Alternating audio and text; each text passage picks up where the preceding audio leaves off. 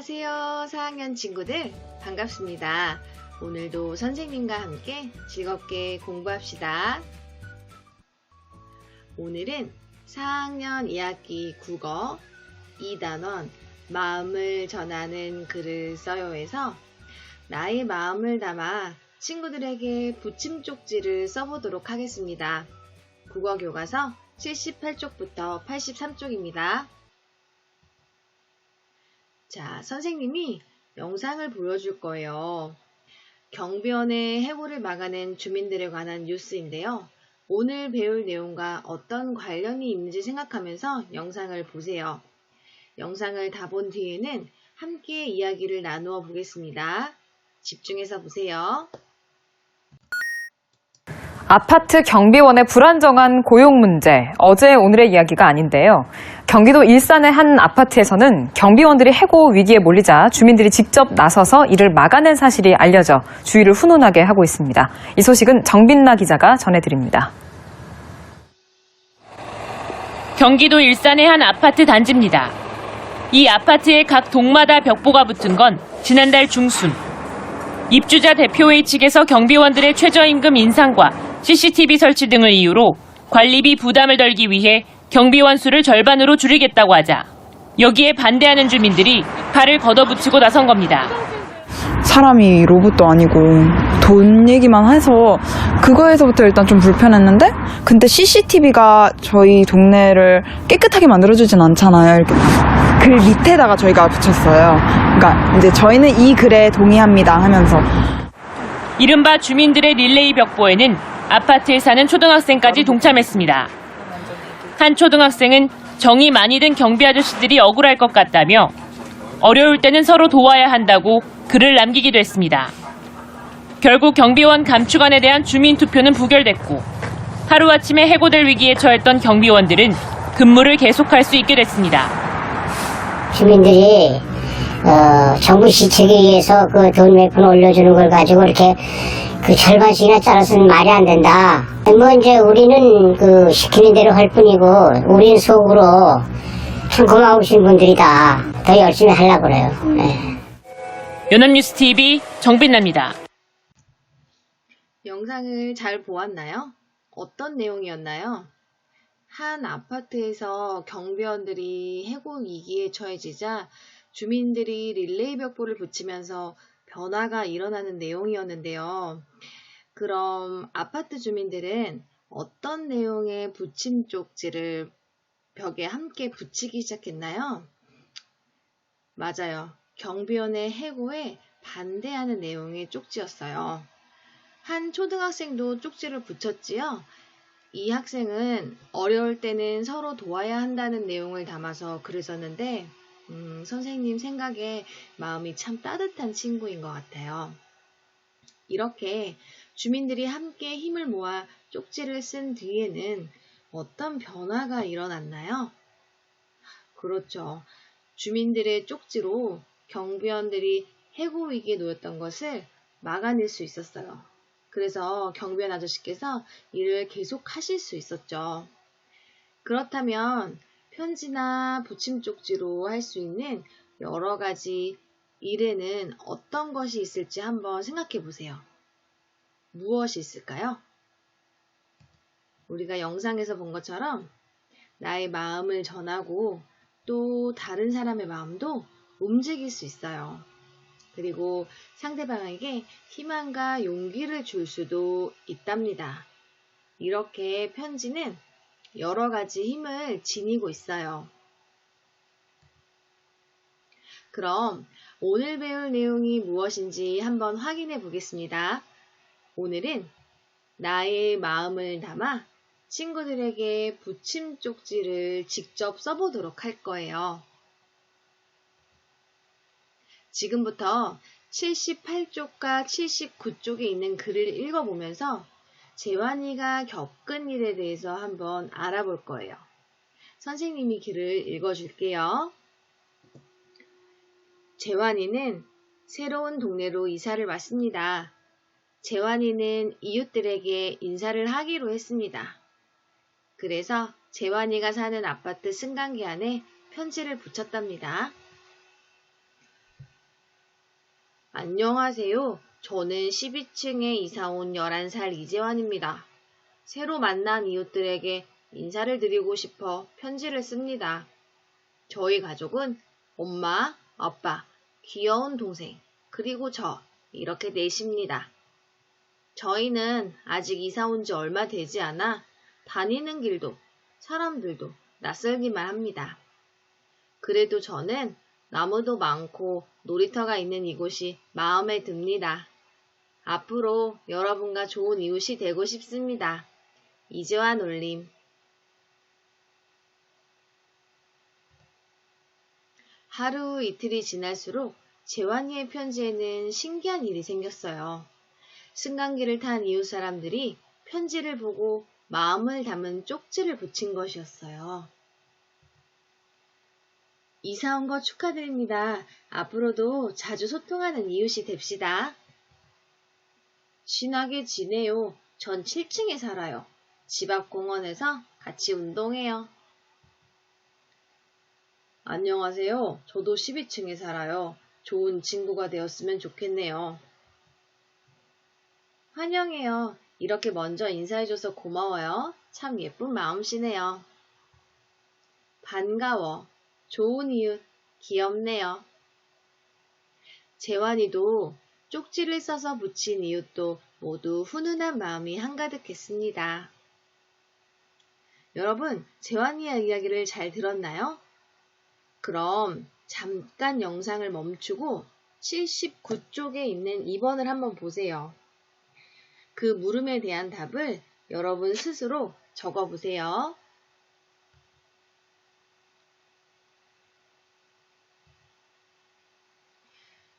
여러분, 물음에 대한 답을 스스로 잘 적어보았나요? 그럼 이제 선생님과 함께 살펴봅시다.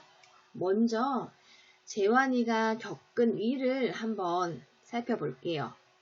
새로운 동네로 이사온 재환이가 어떤 일을 했나요?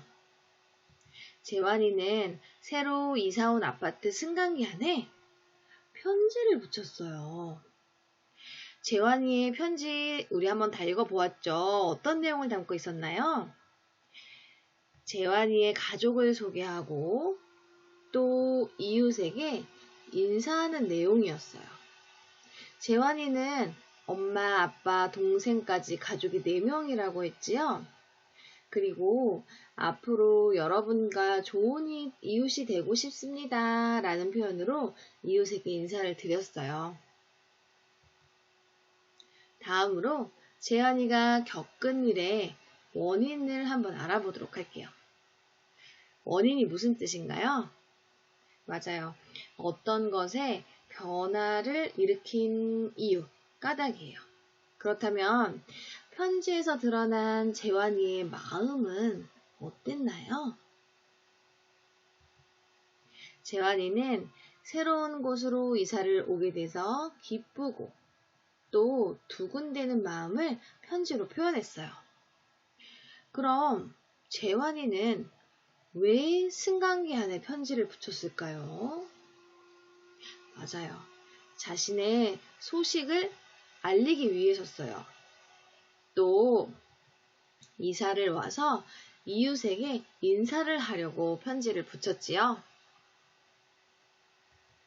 이제 재환이가 겪은 일의 결과를 한번 알아보도록 할게요. 재환이의 편지를 본 이웃 사람들은 어떻게 했나요? 이웃들도 자신의 마음을 담은 쪽지를 써서 재환이 편지에 붙여주었어요. 그럼 마지막으로 재환이의 편지를 읽은 이웃 사람들의 마음은 어떠했나요?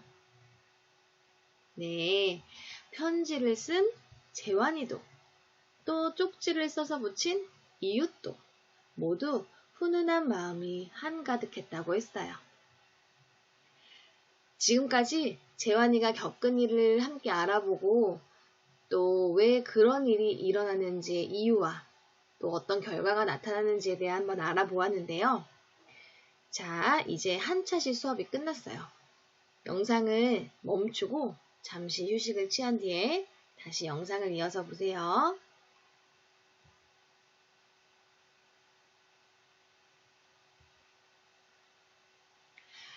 이제 다시 이어서 공부해 봅시다. 학급 친구들에게 전할 소식을 정해 보도록 할 거예요. 그 전에 친구들에게 전할 소식을 떠올리려면 어떻게 해야 할지 한번 함께 이야기를 나눠볼까요? 먼저 자신에게 일어난 일 가운데에서 친구들에게 알리고 싶은 소식을 골라봅니다. 이때는 친구들이 관심을 보일 만한 내용을 소식으로 정하는 게 좋겠지요. 그 다음으로 그 일이 있었을 때 내가 어떤 마음이 들었는지를 한번 떠올려 봅니다. 마지막으로 자신의 마음을 잘 전달하려면 어떤 표현을 써야 하는지도 생각해 보아야 돼요. 어떤 일로, 어떤 마음을, 그리고 어떤 표현으로. 여러분 생각나지요? 마음을 전하는 글의 특징 4가지. 여기서 누가는 친구겠지요?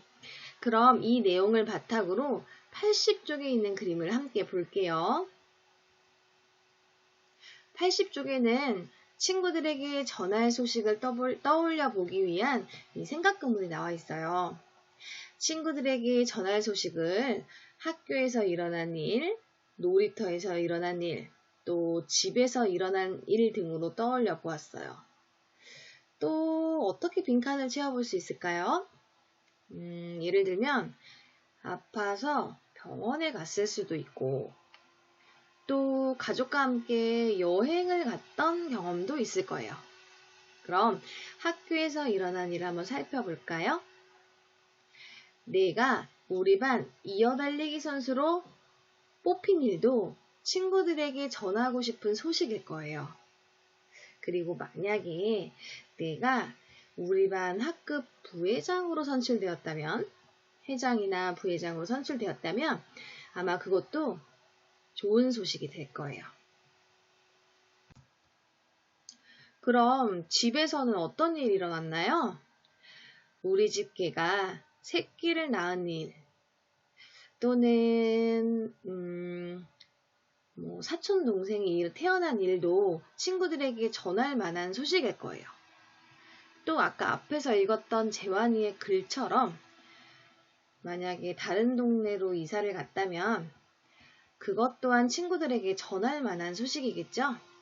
그럼 이제 선생님과 함께 살펴본 것을 바탕으로 해서 나한테 일어난 일 가운데 친구들에게 전하고 싶은 소식을 한번 떠올려 보세요. 그리고 이 80쪽 여기에 있는 빈칸을 여러분 스스로 여러분의 이야기를 채워보도록 하세요. 영상을 잠깐 멈추고 지금 한번 스스로 해보세요.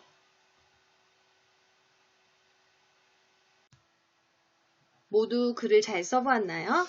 이제 서로 친구들이 쓴 소식을 읽어보고 친구가 쓴 소식에 답장을 써볼 거예요. 마음을 담아서 붙임 쪽지나 댓글로 답장을 써볼 건데요. 우리가 할 수 있는 활동으로는 2가지가 있어요. 선생님이 그 2가지를 다 설명해 줄 테니까 여러분은 여러분 학급 상황에 맞는 활동 1가지를 선택해서 한번 해보도록 하세요. 첫 번째 활동은 교실에 있는 알림판을 이용한 방법이에요. 여러분 교실 앞이나 뒤쪽에 우리 반에서 일어난 소식을 알리는 학급 게시판 또는 알림판이 있을 거예요. 친구들에게 전하고 싶은 소식을 써서 교실 알림판에 붙여봅니다. 그리고 친구가 쓴 소식을 서로 읽어보세요. 그런 다음 친구의 소식에 붙여줄 답장 내용을 생각해 봐야 되는데요. 전하고 싶은 마음이겠죠. 친구의 마음을 헤아려서 어떤 소식인지에 따라서 같이 기뻐해 주거나 아니면 축하해 주거나 또는 위로해 주는 말을 생각해 보면 됩니다. 그리고 그 내용을 붙임 쪽지에 쓰면 되는 거예요. 마지막으로 친구가 쓴 소식 옆이나 아래에 자신이 쓴 답장을 붙이면 됩니다. 그런데 교실에 있는 알림판을 이용해서 친구가 쓴 글에 답장을 쓸 때 몇 가지 주의해야 할 사항들이 있어요. 무엇인지 알아볼까요? 우선 친구가 쓴 글을 가리면 안 돼요. 붙임 쪽지를 친구의 글 위에, 이게 친구의 글이 안 보이도록 글 위에 붙이지 말고 옆이나 아래에 붙이도록 하세요. 그리고 간단한 말보다는 자신의 마음을 담은 말을 좀 더 구체적으로 쓰면 좋아요. 뭐 예를 들면 축하해 뭐 이렇게보다는 좀 더 성의 있게 구체적인 말로 답장을 한다면 친구에게 나의 마음을 좀 더 잘 전달할 수 있겠지요. 마지막으로 답장을 받지 못한 친구가 없도록 배려하는 마음으로 답장을 써봅니다. 만약에 내가 쓴 글에 친구들의 답장이 하나도 없다고 생각해 보세요. 너무 속상하겠죠? 그러니까 여러분도 소외되는 친구들이 없도록 다른 친구들을 배려하면서 답장을 씁니다. 알겠죠? 다음으로는 학급 온라인 게시판을 이용하는 방법인데요. 장소가 교실 게시판에서 온라인 게시판으로 바뀌었다고 생각하면 됩니다. 혹시 등교를 하지 못하고 온라인으로만 수업을 듣는 친구들은 이 방법을 활용하면 좋을 것 같아요. 보통 학급에서 활용할 수 있는 온라인 게시판이 아마 있을 거예요. 먼저 친구들에게 전할 소식을 우리 학급 온라인 게시판에 직접 쓰도록 합니다. 그리고 다른 친구들이 쓴 소식을 읽어보고 전하고 싶은 마음을 쪽지 대신 댓글로 쓰면 되는 거예요. 그런 다음 다른 친구가 쓴 댓글도 한번 읽어보세요. 학급 온라인 게시판을 이용할 때도 몇 가지 주의해야 할 사항들이 있어요. 우선 댓글을 쓸 때는 읽는 사람의 처지를 생각하며 써야 돼요. 그리고 또 얼굴을 직접 보지 않고 대화하는 온라인 게시판이라고 해서 거짓말을 한다거나 남에게 나쁜 말을 하면 절대 안 되겠죠. 이렇게 지금까지 살펴본 두 가지 활동 중에 한 개를 골라 직접 한번 해보세요. 여러분이 쓴 글을 친구들에게 알려주고 친구들의 이야기도 들어보면서 답장도 써주는 활동을 해보면 여러분 어떨 것 같아요? 너무 재밌을 것 같지 않나요? 자, 이제 활동을 하고 난 뒤에 느낀 점을 친구들과 이야기해보는 시간인데요. 먼저 이 활동에 대해서 어떤 생각이나 느낌을 나누면 좋을지 한번 살펴봅시다. 먼저 친구들의 소식을 알게 돼서 어떤 생각이나 느낌이 드는지 이야기해보면 좋을 것 같아요. 또 친구들이 써준 답장이나 댓글을 보고도 어떤 생각이나 느낌이 들었는지 이야기해보면 되겠죠?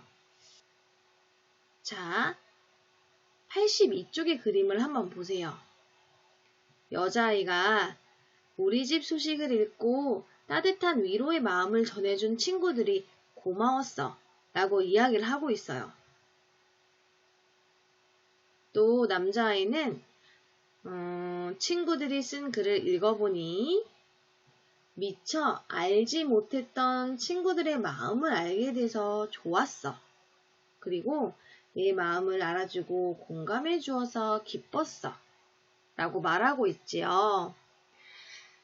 친구들이 쓴 글을 읽으면서 친구들을 더 이해하게 되고 또 나의 이야기에 귀를 기울여준 친구들에게 고마운 마음이 들면서 선생님 생각에 친구들 사이가 한층 더 가까워질 수 있을 것 같아요. 자, 여러분도 교실에서 또는 온라인 공간에서 한번 활동을 하고 난 후에 그림에서처럼 친구들과 이야기를 꼭 나누어 보세요. 자, 이제 교과서 83쪽을 보세요. 이번 시간에 공부한 내용을 떠올리면서 한번 정리해 볼 거예요. 마음을 전하는 글을 쓰는 방법을 생각하면서 보기에서 알맞은 말을 골라 이 빈칸에 한번 써볼 건데요. 영상을 잠깐 멈추고 여러분이 스스로 직접 빈칸을 채워보세요.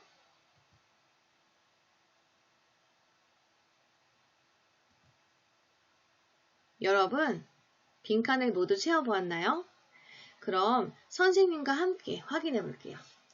첫 번째, 마음을 전하고 싶은 뭐를 떠올려야 되나요?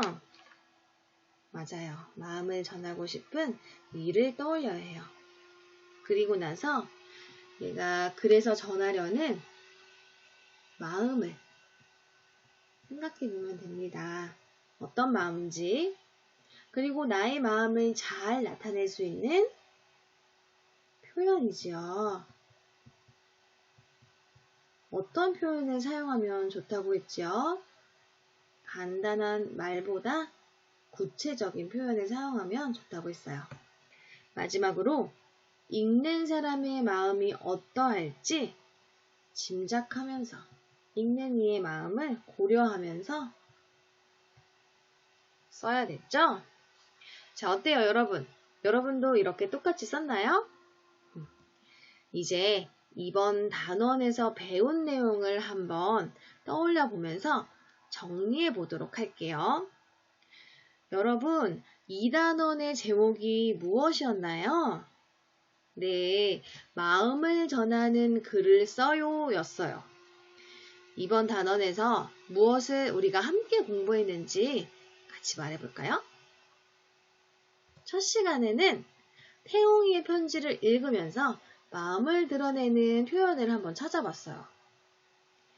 두 번째, 선생님께 쓴 편지를 읽어보면서 글쓴이가 전하려는 마음도 한번 알아보았고요. 다음으로 안창호 선생님의 편지를 읽고 마음을 전하는 글을 쓰는 방법에 대해서도 한번 알아보았어요. 여러분 기억나지요?